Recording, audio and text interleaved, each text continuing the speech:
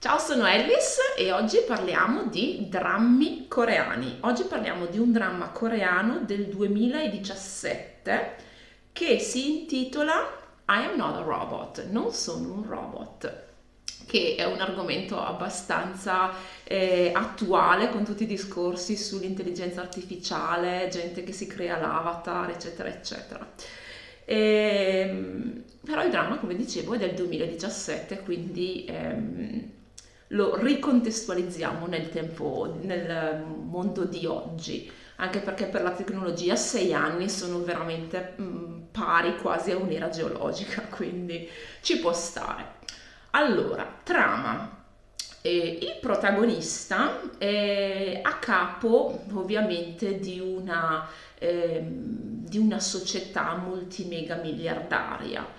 però ha un problema, ovvero soffre di un'allergia molto particolare. È allergico al contatto umano, quindi ogni volta che tocca accidentalmente o intenzionalmente una persona, gli si creano proprio delle piaghe enormi sul corpo che lo portano ad andare anche in shock, da cui si può riprendere solo tramite un'iniezione probabilmente di una bomba di antistaminico. La sua malattia è una malattia estremamente rara di cui non si sanno le cause, tant'è che il dottore che ce l'ha in cura ehm, sta facendo delle ricerche per cercare di aiutarlo. Da una parte ha ventilato già anche al protagonista che potrebbe essere un problema psicologico, ehm, perché appunto gli esami, i suoi esami del sangue, i vari parametri, insomma, del corpo non rilevano nessuna anomalia, però di fatto, ripeto, quando lui tocca accidentalmente o intenzionalmente, ma sapendo le conseguenze ovviamente accidentalmente, un altro essere umano ha proprio questa reazione estremamente violenta che, se non fermata in tempo, potrebbe anche potenzialmente portarlo alla morte. Dicevo, il protagonista è a capo di questa multimega società che non si capisce che cosa faccia e l'ha ereditata alla morte del padre, quando lui era in realtà ancora un bambino e è sopravvissuto, unico sopravvissuto all'incidente d'auto in cui entrambi i genitori sono morti. Lui inoltre ha questa grande sfiducia nei confronti delle persone che lo circondano. Perché? Perché appena morto il padre si è accorto che gli ex colleghi del padre e anche uno dei suoi amici di infanzia, figlio appunto di uno di questi colleghi e praticamente suo coetaneo, hanno cercato di fargli firmare un documento fondamentalmente per prendere il controllo della società. E quindi da quel momento in poi ha sviluppato appunto questa grande sfiducia estrema nei confronti degli altri esseri umani, che probabilmente a livello psicologico è collegata anche col tipo di malattia di cui soffre. All'interno della sua azienda, azienda in cui lui non va quasi mai per evitare appunto il contatto umano, e se ci va fa in modo di non incrociare nessuno sul suo cammino, si rende conto che ci sono delle cose che non tornano e sta indagando per andare un attimino più a fondo. Nella fattispecie vede che il suo amico di infanzia, che lui ormai, cioè su cui lui ormai ha messo una croce sopra appunto da quell'evento del passato in cui ha cercato di fargli firmare dei documenti per tornaconto personale del socio del padre, sta cercando di vendere una divisione che all'apparenza crea navi o tecnologie per navi, ma di fatto nasconde un'unità che è impegnata nella ricerca appunto sull'intelligenza artificiale e quindi vuole cercare di vederci un pochino più chiaro, senza però smuovere troppo le acque per non allertare, diciamo, i nemici. Questa unità lo contatta direttamente per avere delle sovvenzioni e gli presenta un progetto di un robot ehm, che viene incontro ai bisogni del protagonista, perché il protagonista è ricco, ha un sacco di cose, però fondamentalmente è solo come un cane. Lui, fin da bambino, fin dalla perdita dei genitori, ha vissuto da solo, in più con la malattia di cui soffre deve proprio fuggire ancora di più il contatto umano e questo l'ha portato a vivere in una condizione di isolamento di cui lui comunque soffre. Questo robot, che ha le sembianze di una ragazza, essendo appunto un robot e quindi non umano, può interagire con lui facendolo sentire un po' meno solo e senza scatenargli nessuna reazione allergica. E quindi per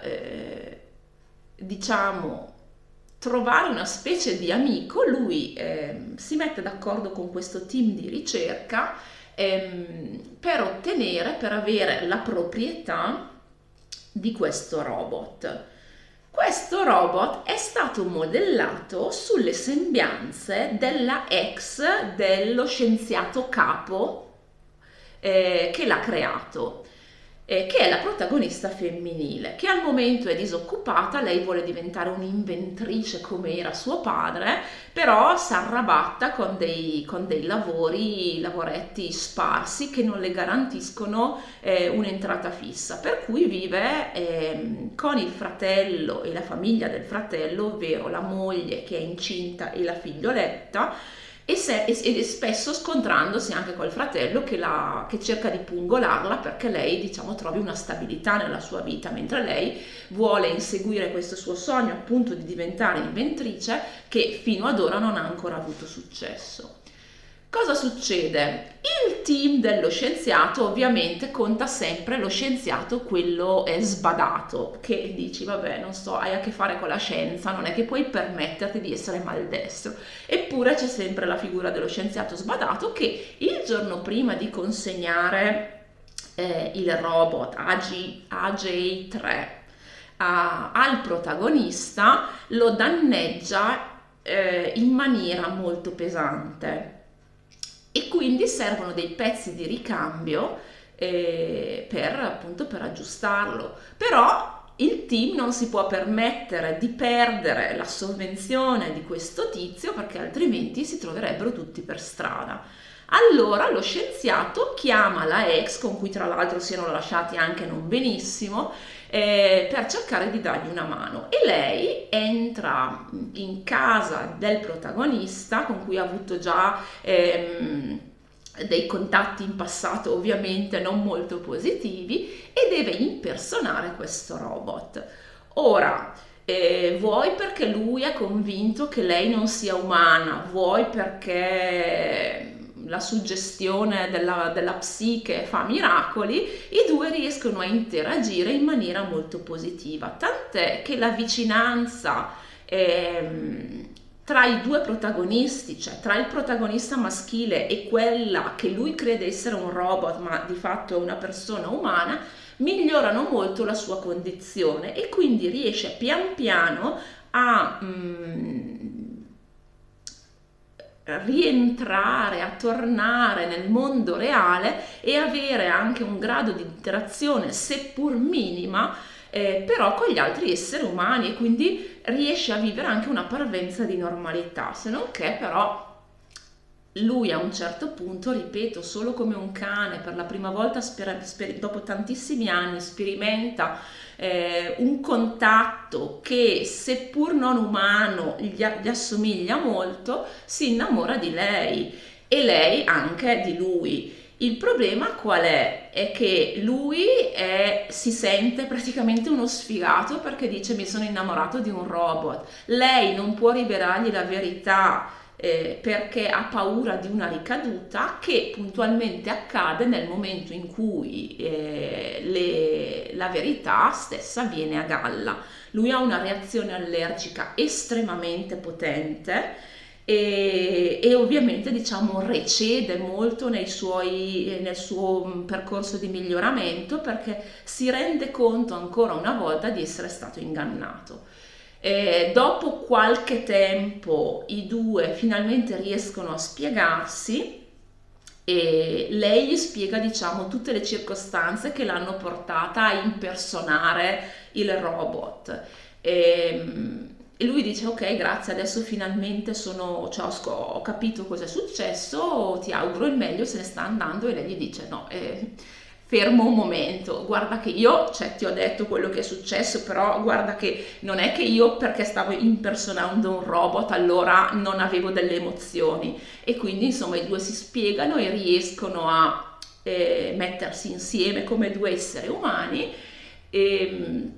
scoprono poi appunto tutta una macchinazione all'interno dell'azienda di lui che aveva causato addirittura anche la morte del padre, che è legata a questo progetto del robot dalle sembianze umane, di questa intelligenza artificiale molto evoluta. Riescono a salvare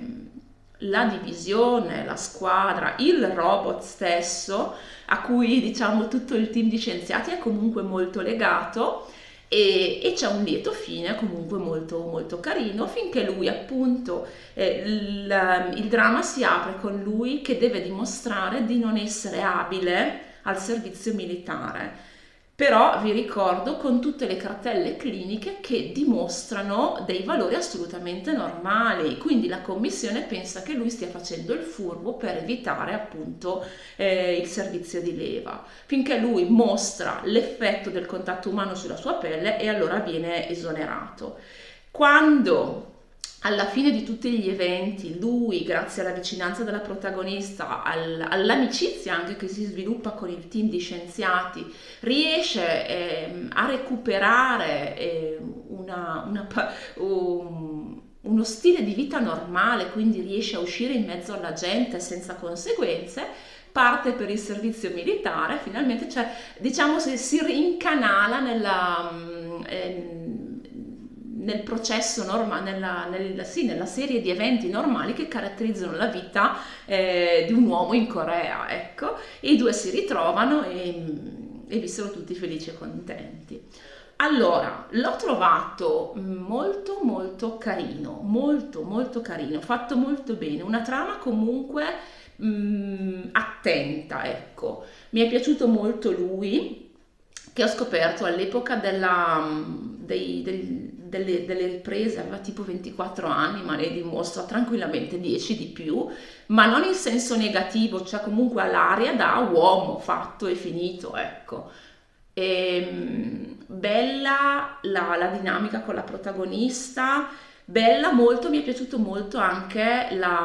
il capitolo che spesso c'è, tipo quando c'è una storia d'amore viene un po' relegato in secondo piano, invece qua secondo me è trattato in maniera molto intelligente e in maniera anche delicata allo stesso momento, e cioè quello che riguarda l'amicizia, ovvero dicevo che si sviluppa un bel rapporto d'amicizia tra il protagonista e il team di scienziati. E si vede proprio che interagiscono pian piano, perché lui comunque è molto spinoso all'inizio, veramente c'è questa grande diffidenza che ha verso gli esseri umani, salvo pochissime eccezioni che sono state con lui fin dall'infanzia, cioè si manifesta comunque anche nelle interazioni con ogni nuova persona che lui si trova ad incontrare. E si vede proprio pian piano come vengono smussati i suoi angoli nell'interazione con questo gruppo di, quante sono? 4 persone più la protagonista 5, che proprio a poco entrano nella sua vita e gli danno una parvenza di normalità, perché mangiano insieme, si raccontano, diciamo, le rispettive esperienze, si confessano a un certo punto anche le rispettive fragilità, perché fra lo scienziato capo e il protagonista stesso ci sono anche diversi colloqui che comunque non sono solo professionali o solo a livello superficiale. E è bello vederlo perché di solito, ripeto, in tanti drama in cui c'è la componente romantica come prima componente tra le tematiche trattate, questa tende a fagocitare tutto il resto. Invece è bello vedere che questa solitudine del protagonista viene colmata, cioè viene colmata non solo dal rapporto con la protagonista, ma anche dallo sviluppo di relazioni interpersonali che un essere umano normalmente necessita, ecco. E quindi mi è piaciuto perché viene, fra virgolette, colmata la solitudine su più fronti, ecco. I protagonisti, no scusate, il cast, il resto del cast anche molto, molto centrato. C'è il classico, il classico tizio che interpreta praticamente il personaggio secondario, penso nell'80% dei drammi che io ho visto, che è questo che vi metto da qualche parte, e che mi è piaciuto particolarmente perché qua fa la figura un pochino grigia, nel senso che lui di solito ha la spalla un pochino più comica, un pochino più burlona, che fa un po' sempre la figura dello scemo. E qua invece ha un ruolo che per la maggior parte degli episodi è un pochino più, fra virgolette, dark, perché che interpreta lui alla fine interpreta l'amico d'infanzia, quello da cui il protagonista si sente tradito, che è il figlio del partner del padre del protagonista, che ha cercato fondamentalmente di farlo fuori per avere la meglio all'interno dell'azienda, in combutta con un altro tizio che voleva appropriarsi del progetto del robot. Mi è piaciuto perché ho visto una sfumatura diversa nel tipo di personaggio che sceglie. I due alla fine comunque si spiegano, però allora lui ha secondo me una versatilità davvero molto vasta, perché di primo impatto ha sempre la faccia un po' di quello, passatemi questo termine, dello scemo del villaggio, e tanti ruoli che interpreta in effetti vanno in questa direzione. E invece qui l'ho trovato comunque capace di interpretare anche qualcuno, un personaggio un pochino più smaliziato, un pochino più fosco se vogliamo, e di farlo risultare comunque credibile. Mi è piaciuto anche che a un certo punto, ecco, diciamo, gli anziani vogliono intavolare un matrimonio combinato tra la figlia di uno dei manager capi e appunto il protagonista, e lei dice no padre, cioè io e lui non abbiamo niente in comune, cioè, e quindi e poi io alla fine sono innamorata di un'altra, e quindi mi è piaciuta anche questa indipendenza, fra virgolette, sofferta del personaggio, che si rifiuta di essere usato come una pedina. E mi è piaciuto il fatto che le due parti in causa che dovrebbero contrarre il matrimonio combinato alla fine si spieghino e capiscano di non essere fatti per stare insieme, che è meglio andare ciascuno per la propria strada. Io ve lo consiglio davvero perché è fatto bene, è fatto bene. Non ho trovato, contrariamente a quanto ho letto in giro, un rallentamento di ritmo all'interno della trama. L'ho trovato comunque molto solido e molto scorrevole. E comunque pone anche tanti interrogativi per il futuro, perché insomma l'importanza dell'intelligenza artificiale diventerà sempre più preponderante nella vita degli esseri umani, e sarà interessante vedere come questa interazione si svilupperà. I am not a robot, ve lo consiglio, vi lascio i riferimenti qui sotto. Io direi che mi posso fermare, vi auguro buona giornata e alla prossima. Ciao!